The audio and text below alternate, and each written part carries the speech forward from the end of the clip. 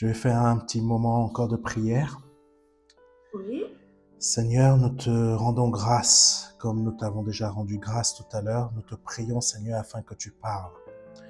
Tu donnes des inspirations et je me remets entre tes mains afin que, Père, tu les libères au temps convenable, au moment précis, et que tu les développes encore dans mon esprit afin que, Seigneur, ce que tu as prévu de donner, soit par révélation, par enseignement et par discernement, Seigneur, tu donnes.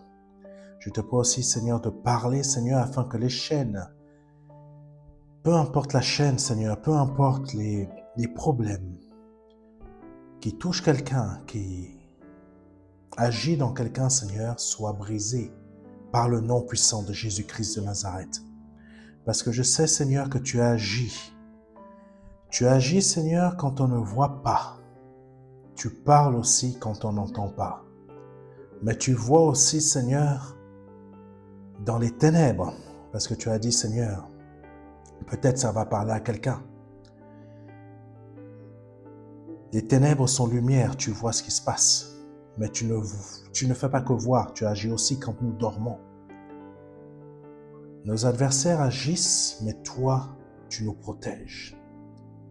Je déclare que dans la vie de quelqu'un, tout ce qui est en train de se produire dans sa vie au niveau spirituel, attaques spirituelles, problèmes qui sont envoyés par des sortes d'attaques, soient brisés à cet instant au nom de Jésus-Christ. Je déclare qu'à cet instant, tu es libéré parce que ces attaques sont brisées. J'ai reçu un message tout à l'heure de la part du Seigneur. Je ne savais pas quand est-ce que je devais le partager. J'ai reçu ça, c'est la personne concernée va se reconnaître. Ça se trouve, et j'invite cette personne à lire ce verset, à noter ce verset dans quelque part.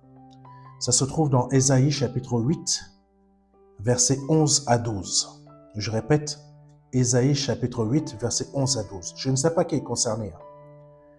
Je vais me présenter après. Il fallait que je libère ce que le Seigneur voulait que je dise. Ésaïe 8, 11 à 12 dit ceci. « Ainsi m'a parlé l'Éternel, quand sa main me saisit, et qu'il m'a averti de ne pas marcher dans la voie de ce peuple.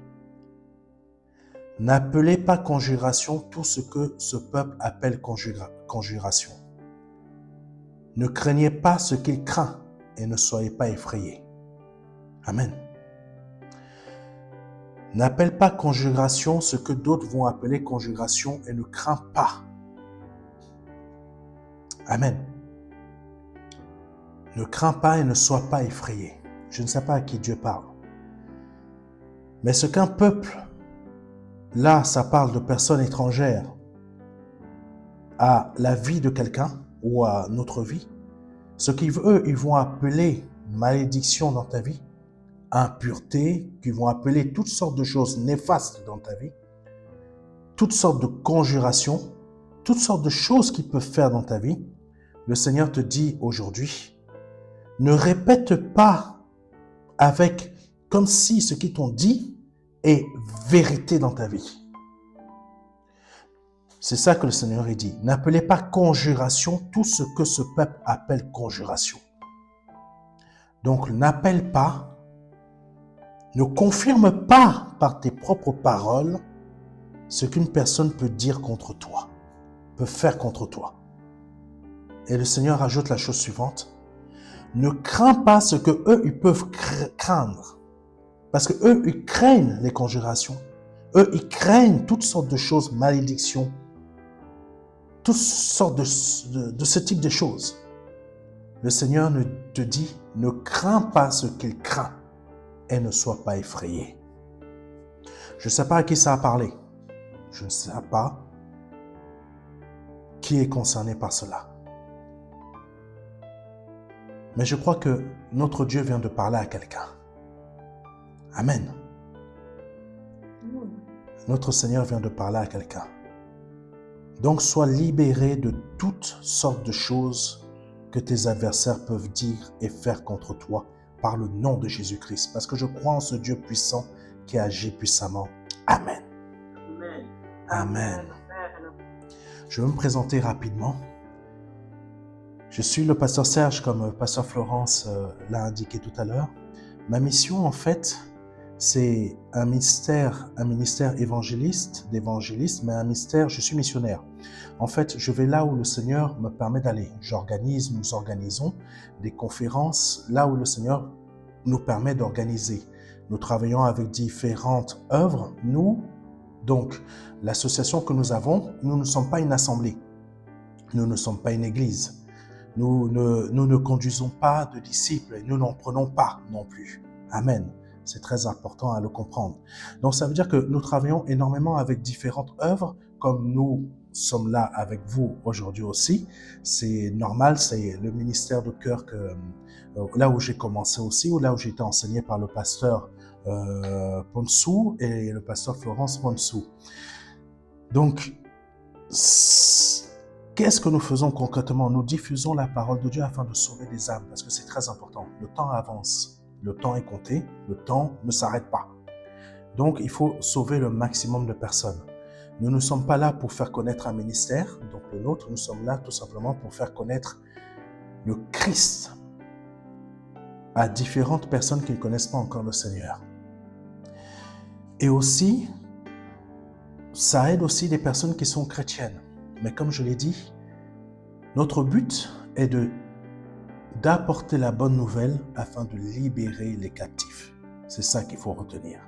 Amen.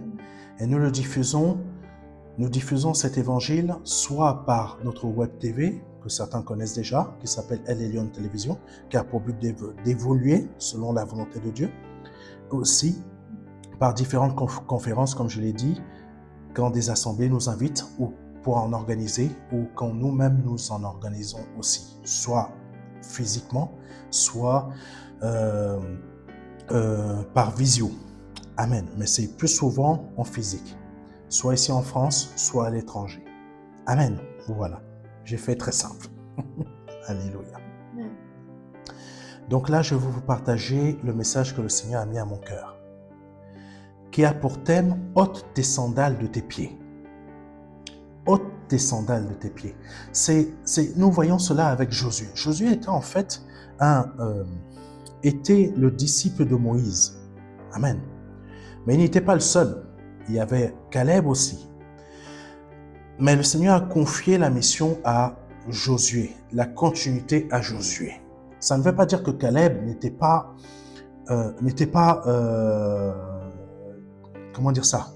équipé, n'était pas disposé. Non, le Seigneur avait une mission pour Caleb comme il avait une mission pour Josué. Amen. Faut jamais croire que c'est pas parce que Dieu me confie pas telle mission ou telle chose que je ne suis pas appelé. Amen, ça n'a rien à voir.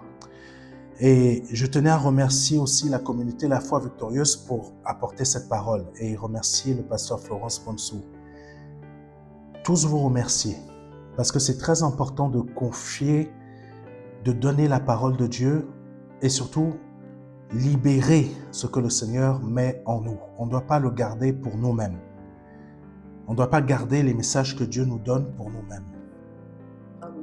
C'est pour cela qu'on doit libérer. On doit libérer. Certains d'entre nous, on a des messages, on a quelque chose en nous qu'il faut libérer, qu'il faut apporter. Et Josué avait quelque chose en lui que le Seigneur voulait utiliser pour emmener le peuple à être libéré. Amen. Mais Josué devait comprendre aussi quelque chose d'important. C'est pour cela, la parole sur le thème suivant, « ôte tes sandales de tes pieds ». Et on va comprendre que ôter ses sandales de ses pieds, c'est être une personne juste. Et nous pouvons voir aussi que le Seigneur va faire appel à ce passage-là sans le nommer véritablement. Quand il a dit à Pierre, il faut que je vous lave vos pieds. En fait, l'évangile, ce que l'on ne se rend pas compte dans notre siècle présent, c'est que l'évangile est quelque chose de juste et de saint, mais quelque chose, en fait, tout enfant de Dieu doit marcher avec des pieds saints. Amen. Ça veut dire tout simplement que quand nous marchons physiquement, nos pieds doivent être saints. Ça fait appel à notre vie propre, notre vie personnelle. Pas que quand je vais à l'église, là je deviens saint. Non, tous les jours, tu dois être saint. Tous les jours, tu dois marcher avec ton Dieu en étant, comment dire ça, lavé. Amen. Parce que quand le Seigneur a dit à ses disciples, si je vous ne lave pas les pieds, vous n'aurez aucune part avec moi. Et c'est incroyablement fort parce que tout simplement, quand Josué s'est présenté devant l'ange éternel lui a dit, ôte tes souliers, parce que le lieu où tu te trouves est un lieu saint. Ça veut dire que nous, aujourd'hui, étant dans l'évangile de Christ, tous les jours, nous nous trouvons dans un lieu saint et l'impureté ne doit pas vivre dans notre cœur. Le mensonge ne doit pas vivre dans notre cœur. Bien qu'il y en ait, et il y en a, qui savent s'accommoder de l'impureté dans leur vie en marchant dans le christianisme. C'est pour cela que le Seigneur nous emmène dans ce thème qu'il faut voir la chose suivante, c'est que le christianisme est une chose, mais marcher, alléluia, marcher dans les pas de Christ, c'est autre chose, hein? C'est totalement autre chose. Nous allons voir dans Romains chapitre 2, versets 13 à 15, quelque chose qui est très frappant. Je répète, Romains chapitre 2, versets 13 à 15. Ce ne sont pas en effet ceux qui écoutent la loi qui sont justes devant Dieu. Amen. C'est fort, hein? Ce ne sont pas en effet ceux qui écoutent la loi qui sont justes devant Dieu, mais ce sont ceux qui la mettent en pratique qui seront justifiés. En clair, ça veut dire, ce ne sont pas celles et ceux qui vont écouter aujourd'hui le message. Amen.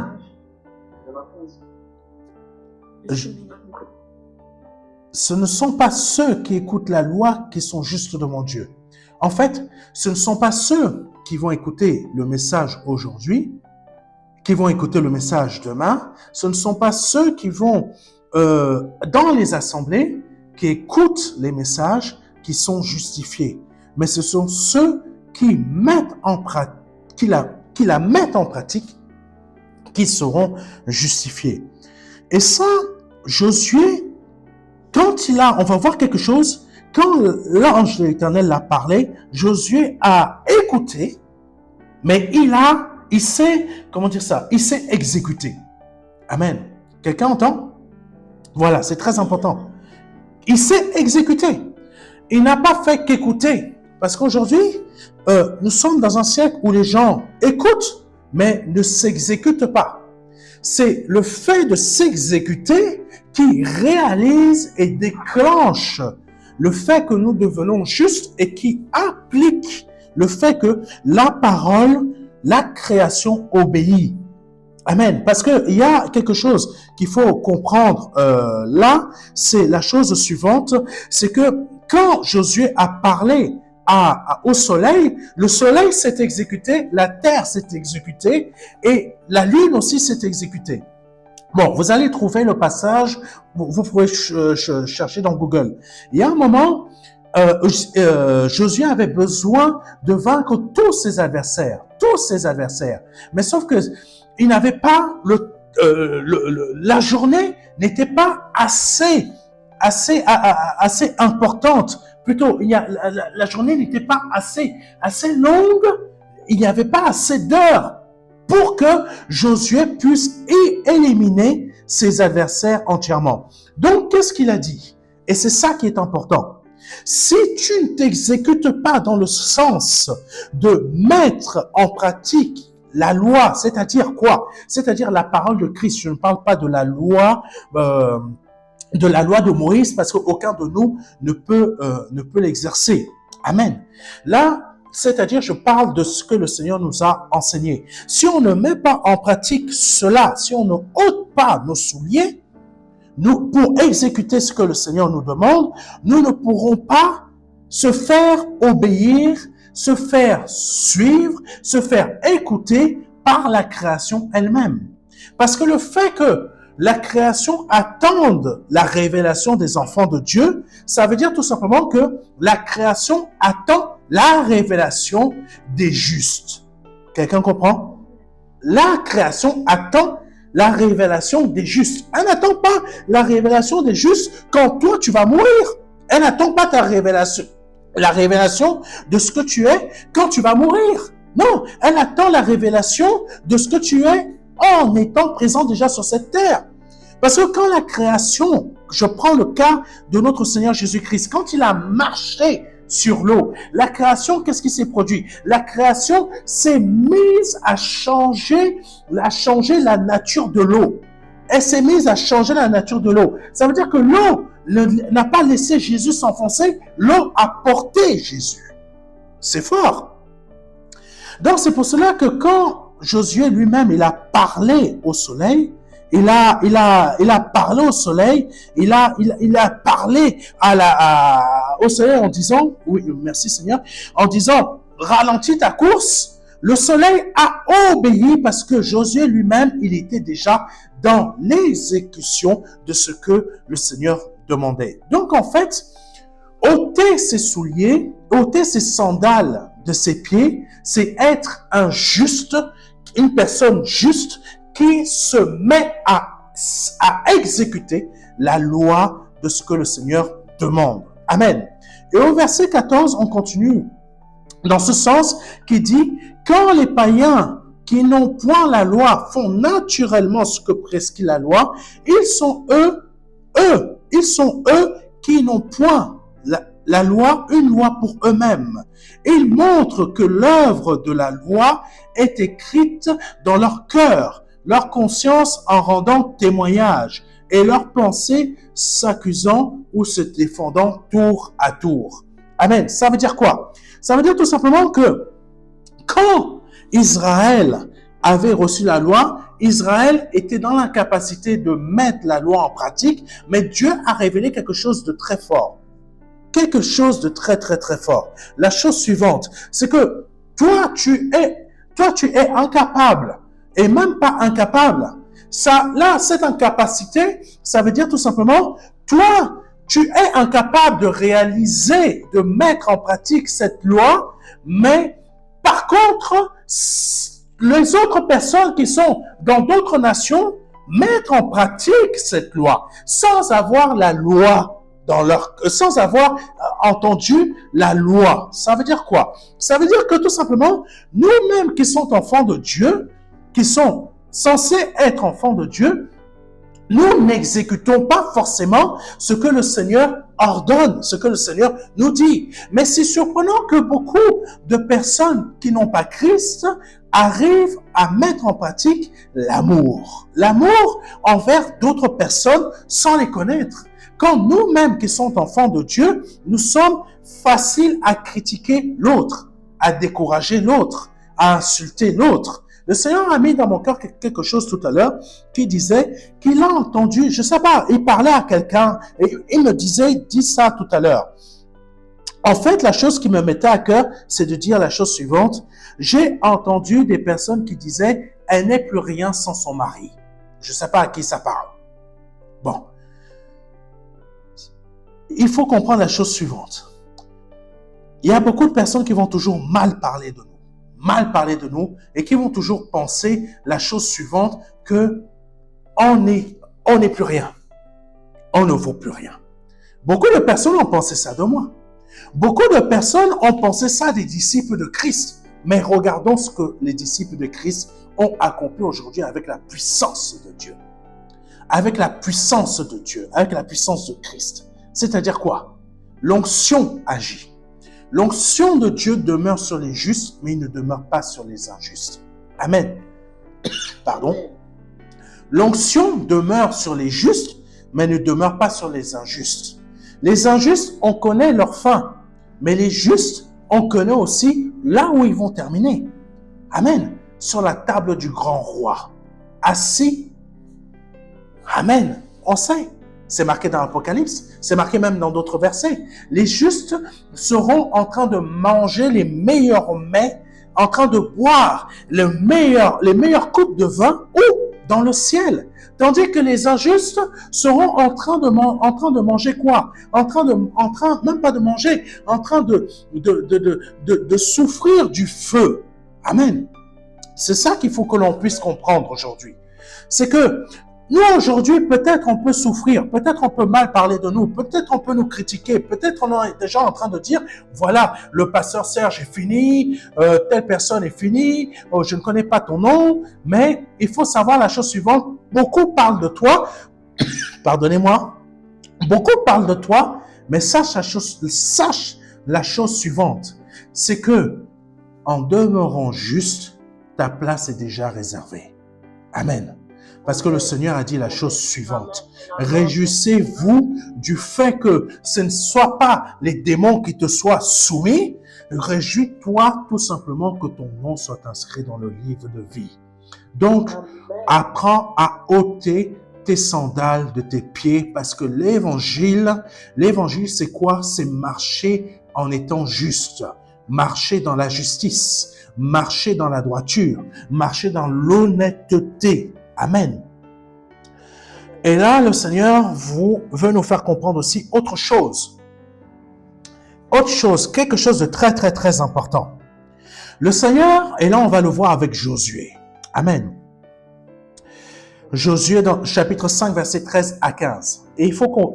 vraiment, je vous invite vraiment à bien me comprendre, à bien écouter ce que le Seigneur va vous dire pour que vous ne preniez pas ça de la mauvaise manière. En fait, il faut comprendre la chose suivante, c'est que le Seigneur ne vient pas, le Seigneur n'est pas de mon côté à moi. Ça vous surprend, ce que je dis. Ça vous surprend. Mais le Seigneur n'est pas de mon côté à moi. Le Seigneur n'est pas de ton côté à toi. Le Seigneur n'est pas du côté du chrétien. Le Seigneur n'est pas du côté de celui qui dit qu'il est évangéliste. Ou qu'il est évangéliste ou qu'il marche dans l'évangile. Amen. Pourquoi Josué, il s'est produit autant de miracles de la part du Seigneur au travers de Josué? On va le comprendre. Et là, comprenez-moi bien, et c'est marqué dans la parole de Dieu. C'est très surprenant. On va y venir après. Josué, chapitre 5, verset 13 à 15, dit ceci. Un jour où Josué se trouvait près de Jéricho. Amen. En fait, Josué avait besoin de comprendre quelque chose. Pour que Dieu puisse se servir de Josué, Josué devait comprendre comment Moïse a marché, comment Moïse a fait pour être Moïse. Amen. C'est fort, hein? Amen. Comment Moïse a fait pour être Moïse? Moïse n'est pas devenu Moïse en claquant des doigts comme ça. Moïse était une personne injuste au départ. Une personne qui savait qu'il était appelé par Dieu, mais qui ne pouvait pas faire les plans de Dieu de la manière que lui, il pouvait imaginer et voir les choses. C'est-à-dire quoi? Moïse ne pouvait pas devenir Moïse selon Dieu en tuant un Égyptien. Amen. Ce n'était pas possible. Moïse est devenu Moïse parce que Dieu a travaillé en Moïse lui-même. Amen. Dieu a détruit Moïse pour le reconstruire pendant 40 ans. Amen. 30 ou 40 ans, je crois. Le Seigneur, il y a un frère, bon, il va se reconnaître peut-être en regardant le différé de ce message. Il y a un frère, je lui avais dit, quand on était en train de faire l'ITB, il va se reconnaître. Et il était venu me voir, il me disait, Serge, prie avec moi parce que je veux me marier, je cherche une épouse. Donc, je lui dis exactement ce que le Seigneur... Premièrement, je lui avais dit, non, moi je veux pas. Qu'est-ce que tu attends de moi en fait? Tu t'attends à ce que je te dise avec qui tu dois te marier. Mais non, je lui faisais comprendre, mais ça, ce type de pratique, c'est très dangereux. C'est très, très, très dangereux. Mais il a insisté. Et le Seigneur m'a mis à mon cœur, prie avec lui. Prie avec lui. Ne refuse pas, prie. On a commencé à prier. J'ai prié pour lui et on a prié ensemble. Et le Seigneur me montre qui est sa femme. Et je me souviens que lui, il me montre exactement qui est sa femme. Sauf que, je vais vous dire une chose. Une prophétie est toujours confirmée. Amen. On a 50 milliards de prophètes sur cette terre, mais pas 50 milliards de prophéties confirmées. Amen. Quelqu'un comprend? Il y a une différence. Sauf que cette femme, cette sœur, quand je l'ai vue pour la première fois, plusieurs mois avant, le Seigneur m'avait montré une image. Voici son mari. Sauf que son mari, je ne l'avais pas encore vu. Et je ne savais pas plus tard que c'était lui. Le Seigneur me montre une image que son mari est un homme grand. Mais grand. C'était une ombre, je voyais une silhouette qui, autour de lui, il y avait une lumière. Et je crois qu'il va se reconnaître. Et je voudrais qu'il comprenne que le Seigneur se sert de lui et qu'il faut qu'il continue à marcher avec Dieu, qu'il persévère. Et là, je voyais une lumière autour de lui.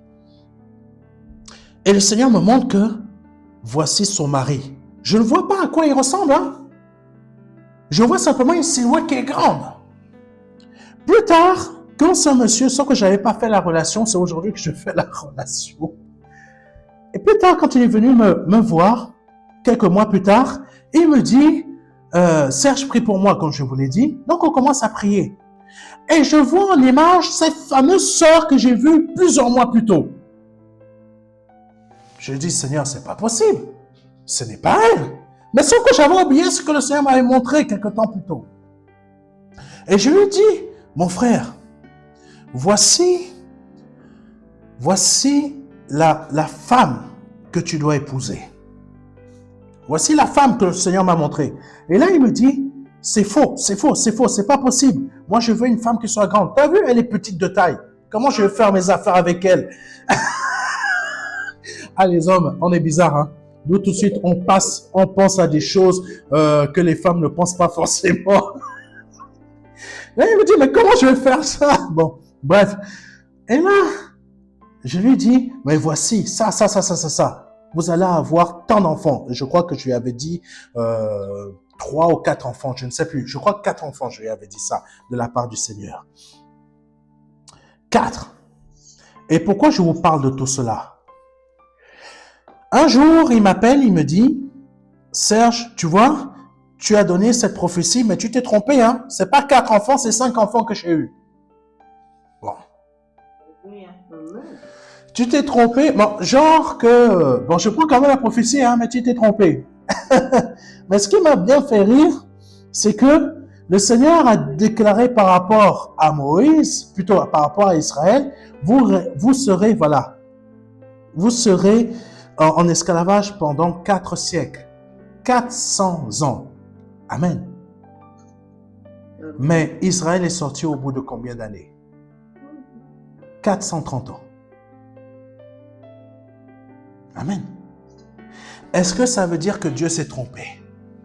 Et je veux dire à quelqu'un, peut-être tu as reçu une prophétie, ça fait quelque temps, et tu ne la vois pas se réaliser. Ce n'est pas parce que tu ne la vois pas se réaliser que Dieu n'est Dieu. Que ce n'est pas Dieu qui t'a parlé. Dieu t'a parlé. Je ne sais pas à qui je dis ça. Je ne sais pas qui est concerné par ça. Ne te fie pas au temps. C'est comme ça que ça me vient. Ne te fie pas au temps. Ne te fie pas au temps. Mais fie-toi à la promesse. Amen. Israël devait sortir au bout de 4 siècles. Au bout de 400 ans. Mais Israël est sorti au bout de 430 ans. Et ces 30 ans-là sont dus à quoi? Sont dus à la formation de Moïse. Amen. Parfois, on peut perturber les plans de Dieu, mais on ne peut pas les arrêter. Quelqu'un m'entend? On ne peut pas les arrêter. On peut les perturber. Mais on ne les arrête pas. Moïse a eu une action qui a perturbé le plan de Dieu, mais ça n'a pas arrêté le plan de Dieu. Mais Dieu n'était pas surpris puisque Dieu savait déjà que le plan allait être perturbé. Je veux dire à quelqu'un, Dieu n'est jamais surpris par les perturbations par lesquelles tu peux passer. Amen. Puisque Dieu sait déjà ce qu'il a dit est vérité, n'est pas mensonge. Comme ce que j'avais dit à ce frère. C'est 4, il en a eu un 5e. C'est une grâce. Israël est sorti pas au bout de 4 siècles, mais au bout de 430 ans.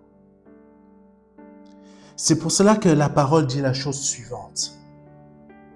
Si la promesse tarde, attends-la. Amen. Si la promesse tarde, attends-la, elle va certainement se... Voilà, vous connaissez la suite. Elle va s'accomplir. Et Josué avait besoin de comprendre cela. Comme Moïse a dû apprendre à comprendre comment marcher avec Dieu. Pendant plusieurs années, Moïse a dû apprendre ce que veut dire être juste.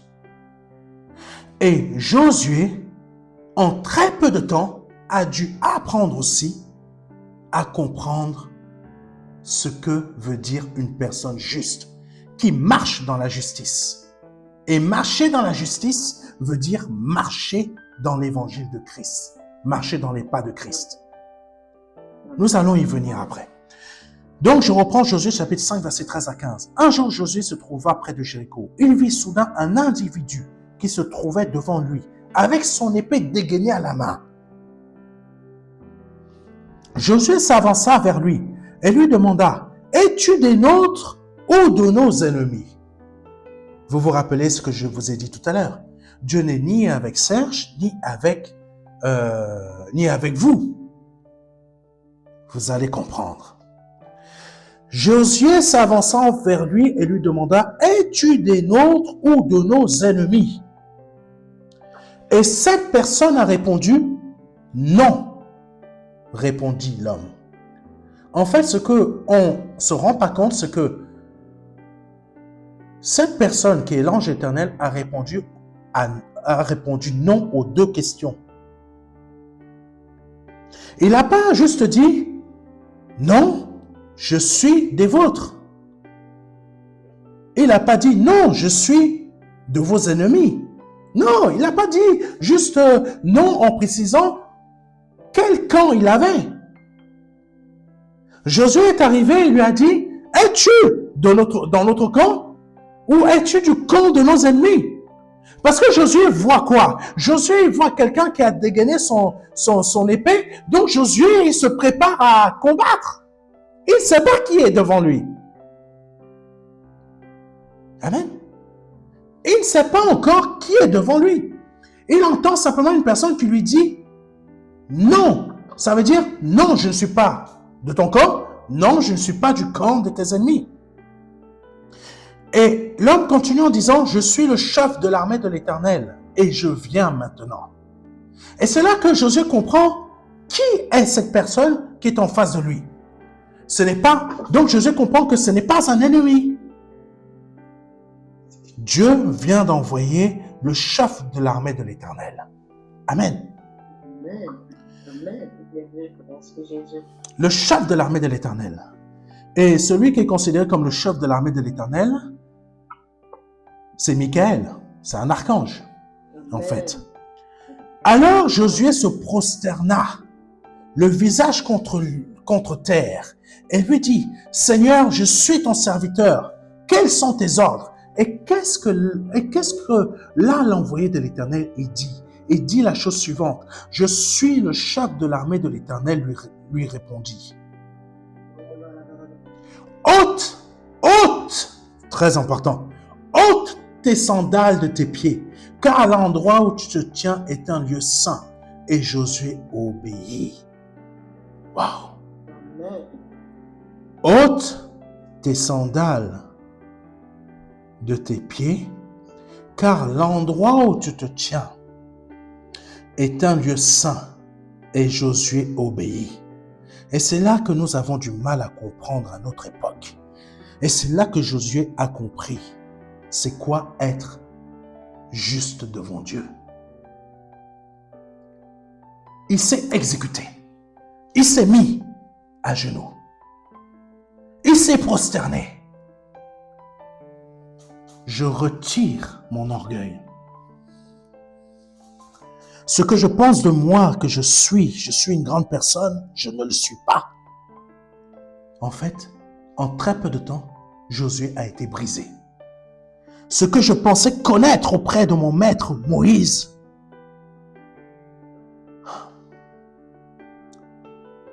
vient d'être remplacé par la puissance de Christ en moi. Ce que je pensais être un grand guerrier, vient de s'envoler. C'est par moi-même que je vais réussir à me sortir de cette situation. Ça vient de s'envoler. Parce que je viens d'ôter mes sandales de mes pieds. C'est pour cela que l'apôtre Paul dit la chose suivante, il faut comprendre ça assez rapidement. Je diminue, mais Christ grandit. Toute la parole est liée, de l'Ancien Testament jusqu'au Nouveau Testament, même jusqu'à Apocalypse. Tout est lié. Mon orgueil, c'est mes souliers, c'est mes sandales. Ce que je pense de moi, c'est mes sandales. La connaissance que je peux avoir de la parole de Dieu, c'est aussi mes sandales. Amen. Parce que l'amour me rétablit dans la justice et dans l'humilité. Penser que je vois tout ce qui se passe, c'est mes sandales. Tout ce que tu peux penser dans ton esprit quand la parole de Dieu dit la chose suivante, l'esprit de la chair, ce sont tes sandales. Amen. Je suis passé par les eaux du baptême, maintenant, je ne risque plus rien. Je suis sauvé. Tu n'es pas encore sauvé. Quand tu penses ça, c'est tes sandales. C'est surprenant, hein? Nous ne sommes pas encore sauvés parce qu'on est passé par les eaux du baptême. Et c'est ça qui nous trompe. Nous devenons comme des pharisiens dans ce sens-là.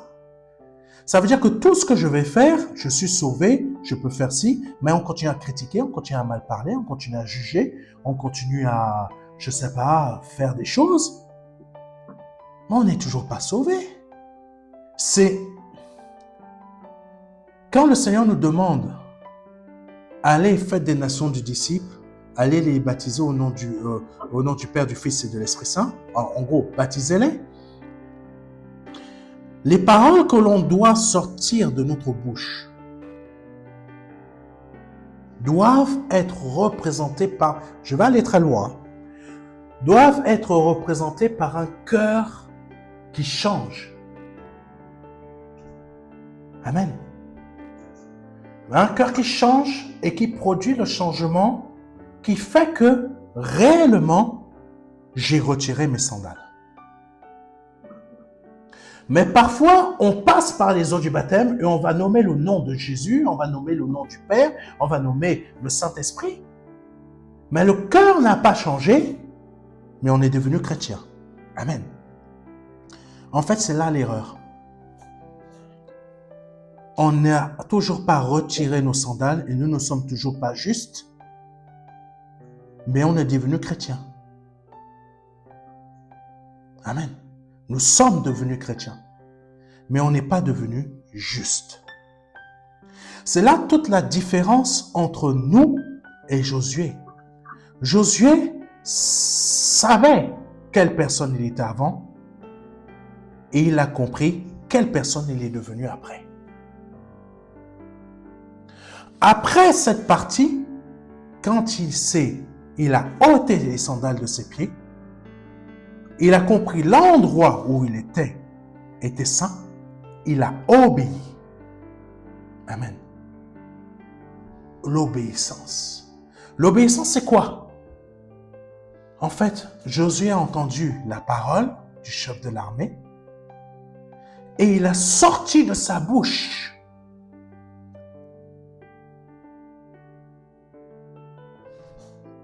« Je m'exécute ».